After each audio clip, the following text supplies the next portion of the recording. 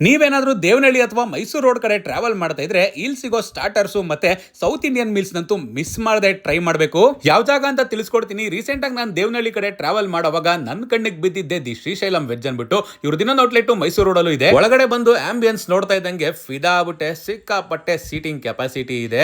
ಮೊದಲಿಗೆ ಒಂದು veg ಮ್ಯಾಂಚೋ soup ಇಂದ ಸ್ಟಾರ್ಟ್ ಮಾಡಿದ್ವಿ. ಕುಡಿಯೋದಕ್ಕಂತೂ ಸಖತ್ತಾಗಿತ್ತು.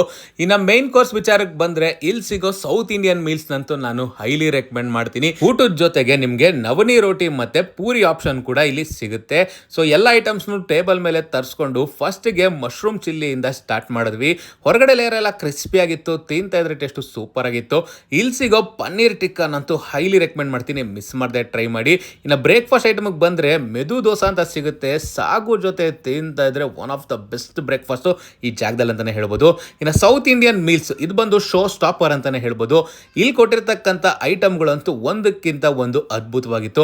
ಅದರಲ್ಲೂ ಇವರ ಸಾಂಬಾರು ರಸಂ ಅಂತೂ ನೆಕ್ಸ್ಟ್ ಲೆವೆಲ್ ಅಂತಾನೆ ಹೇಳ್ಬೋದು. ನಾನಂತೂ ಇವರ ಸಾಂಬಾರನ್ನ ರಸ ಅನ್ನ ಎಲ್ಲ ಟ್ರೈ ಮಾಡಿದೆ. ತಿನ್ನೋದಕ್ಕೆ ಟೇಸ್ಟ್ ಸೂಪರ್ ಆಗಿತ್ತು. ಜಾಗ ನೆನಪಿದೆಯಲ್ಲ, ದಿ ಶ್ರೀಶೈಲಂ ವೆಜ್ ಅನ್ಬಿಟ್ಟು ಮಿಸ್ ಮಾಡದೆ ವಿಸಿಟ್ ಮಾಡಿ.